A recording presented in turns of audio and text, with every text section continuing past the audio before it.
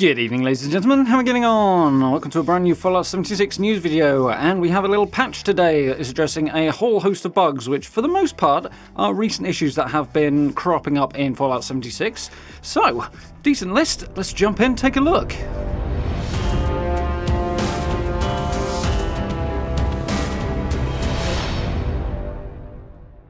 Okay, so patch notes. So before we get stuck into the main patch notes, there's obviously one big elephant in the room to address, and that's obviously the ongoing issues with server connections and issues like that.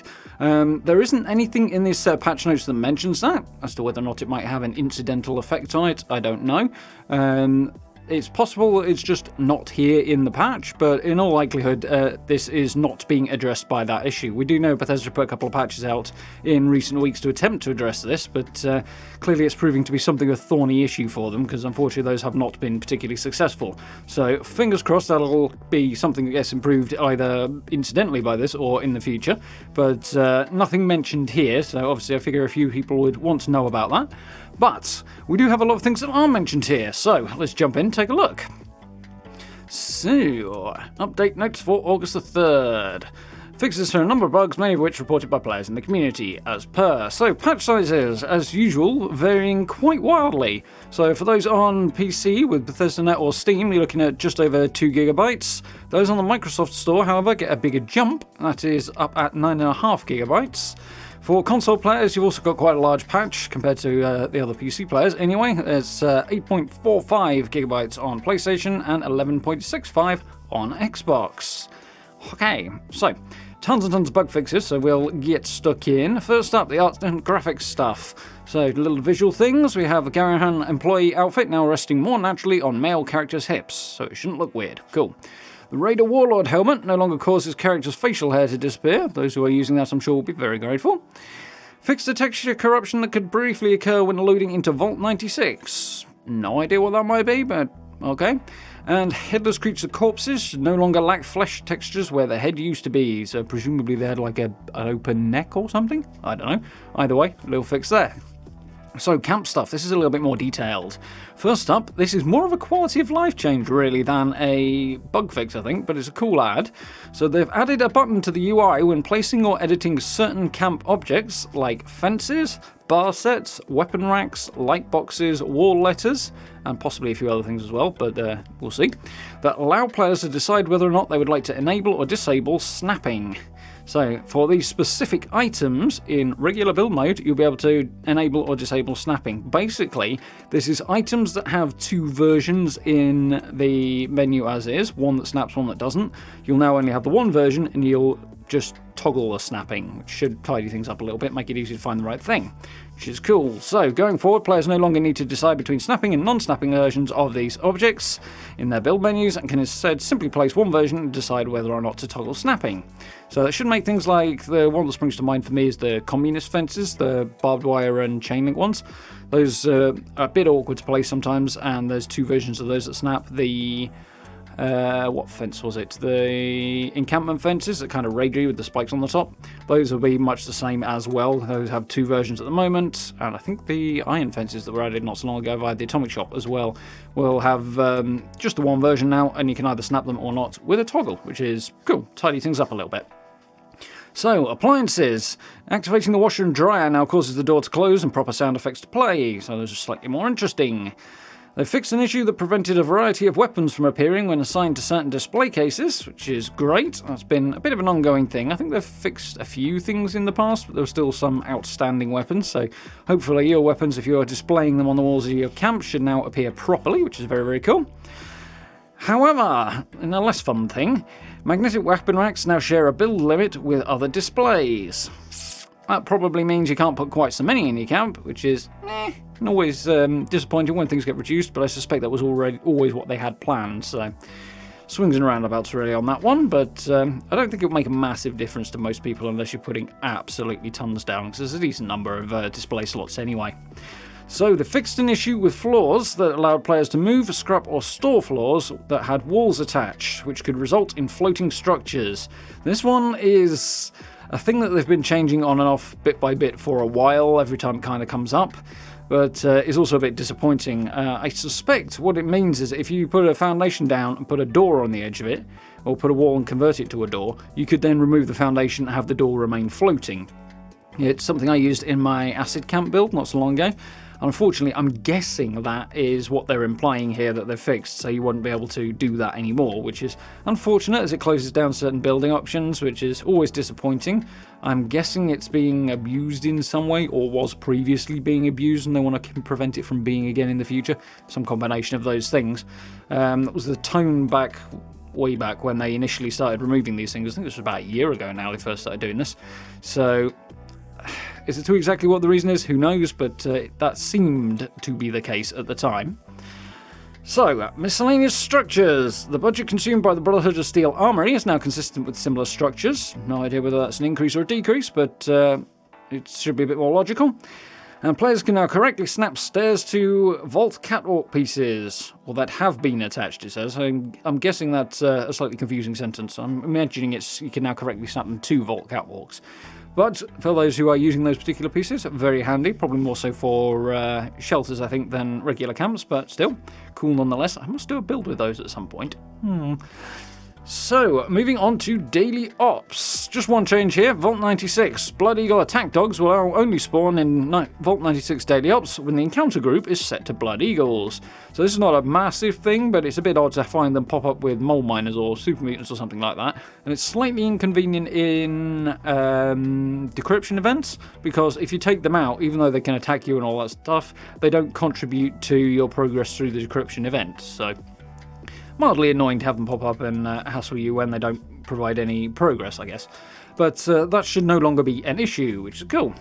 So, moving on to specific items. Backpacks. Flares applied to the Brotherhood of Steel backpack no longer appear to float.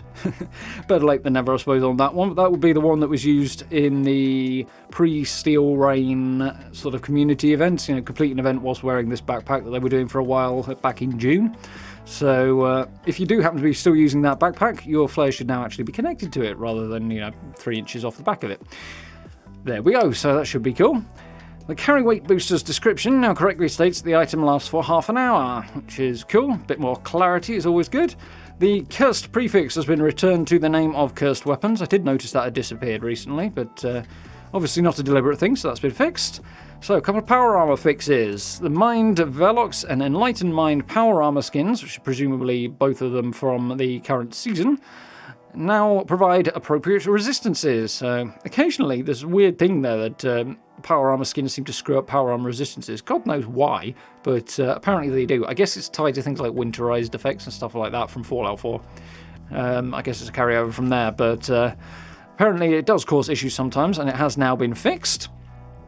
Light from the T65 headlamp now shines in the correct direction in third-person view after applying the Scabber paint. So if you're running around with the scrappy Raider paint on your T65, you should now at least be able to use the headlight in third person, so that's cool.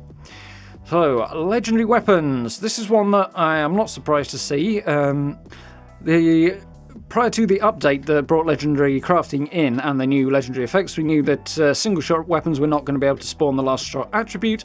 Certain weapons ended up being an exception to that. Obviously, it was fairly abundantly clear from the start that that was not intended and was going to get patched eventually.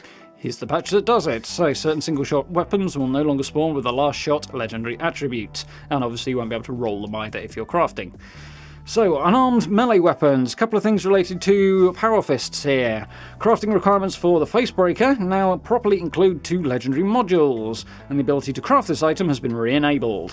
And power fists, including Facebreaker, now correctly spawn with a standard appearance mod equipped by default.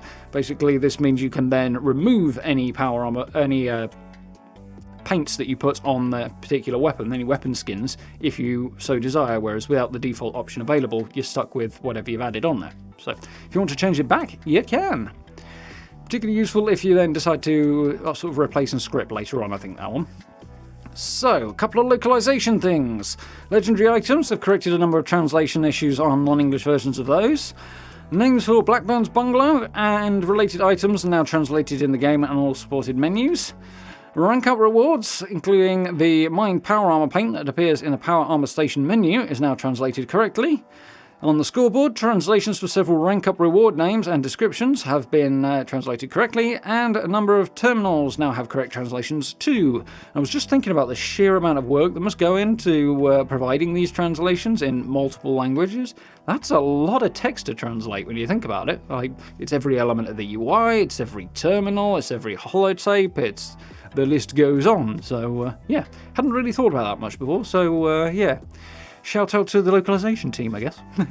So, a little change to Smiley as the one NPC change, and that is, previously we had issues where, as I understand it anyway, if you were over the old total for gold bullion, the maximum, which I believe was 5,000, then you would not be able to buy more gold bullion from Smiley, even though the new total is 10,000.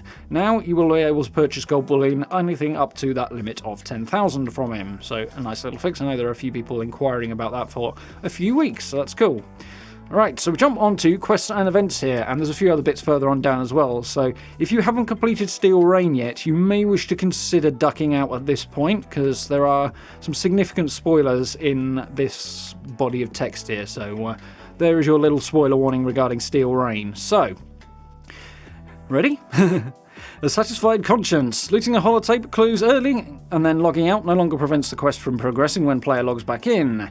And logging out after unlocking the door to the reactor monitoring wing no longer causes it to appear locked again when logging back in. So both those tie to log in, log out in the same quest. Dross Toss. Fix an issue that can prevent players from completing it, which is always good. Event rewards. Fix an issue causing distinguished guests and swarm of suitors to only award legendary cores for the highest level of completion.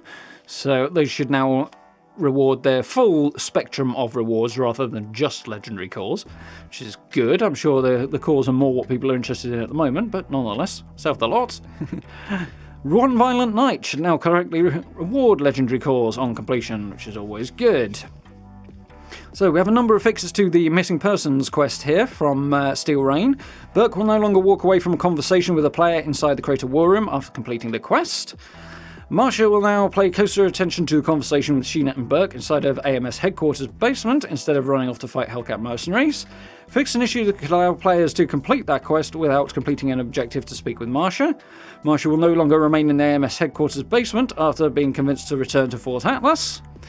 And team members who progress to the third floor of AMS headquarters while the team leader is still speaking with Marsha will no longer cause her to exit the conversation and teleport up to meet them. Okay, so a range of useful fixes for that particular quest. So, out of the blue. Investigate the caravan site objective now progresses correctly once the player has collected all 3 required evidence notes.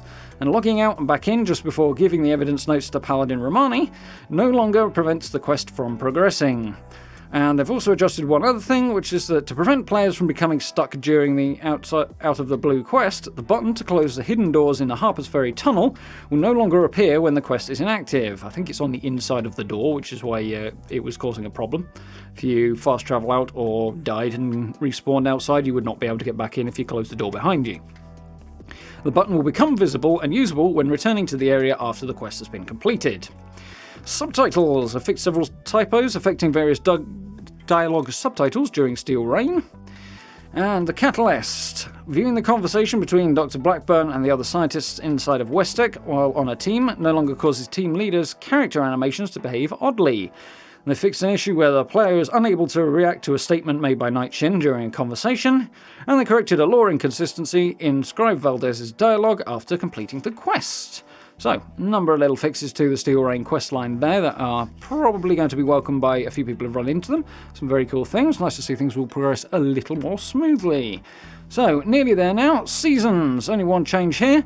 Rank up rewards. They've fixed an issue that prevented players from earning atom rewards offered by certain ranks beyond 100. Players who are affected by this issue will be able to revisit the season scoreboard to claim their missing atoms as soon as they've completed any daily or weekly challenge following today's update. So it won't immediately fix, but once you cause it to update by completing another challenge, you should get anything that was missing in terms of atoms post rank 100. So that's good. That's nice to have a somewhat retroactive fix there. That's something they often struggle to implement, Bethesda, so very good to see they pulled it off this time. I'm sure people will be very happy about that. So, a couple of UI fixes. Carry weight. The carry weight displayed in the Pip-Boy is now consistent with the player's actual carry weight, which is good. It's rather hard to make decisions when you're getting the wrong information. Controls. The game's controls are no longer become unresponsive when exiting a workbench. I know there's quite a lot of people have been shouting about this one online. I've obviously been encountering it quite widely, so if they've managed to fix that, that will be great and very much appreciated, I am sure. The favourites menu will now correctly display a blade icon for the Chinese officer's sword. And the scoreboard, they have fixed an issue which some players need to log out and back in between claiming a rank up reward and accessing it in-game. So it should be immediately available now. So, last but not least, world issues that they have fixed. They've corrected several locations where players can see outside the game world. Enemies now respawn correctly inside interiors that are also used as daily ops locations. So that's probably places like Westec mainly. Because occasionally, mostly they've managed to fix this, but occasionally you could go in there and find enemies not respawning when they should. And apparently that was tied to it becoming a daily ops location, or the last remaining parts of it were. So hopefully that should be fixed now. And they've addressed several locations where players could become stuck in the game. And at Westec, they fixed an issue where a door inside the Westec FAV Production Centre would become inaccessible outside of the Catalyst quest. So, there we go. A decent batch of bug fixes there. It's a pretty good list. Yeah, I think I'm pretty pleased with that. I know there's a few things in particular on that list that have been bugging people recently that I'll be very, very pleased to see going away. Obviously, a little sad not to hear anything about the ongoing server issues. I'm sure Bethesda would have loved nothing better than to include that in there.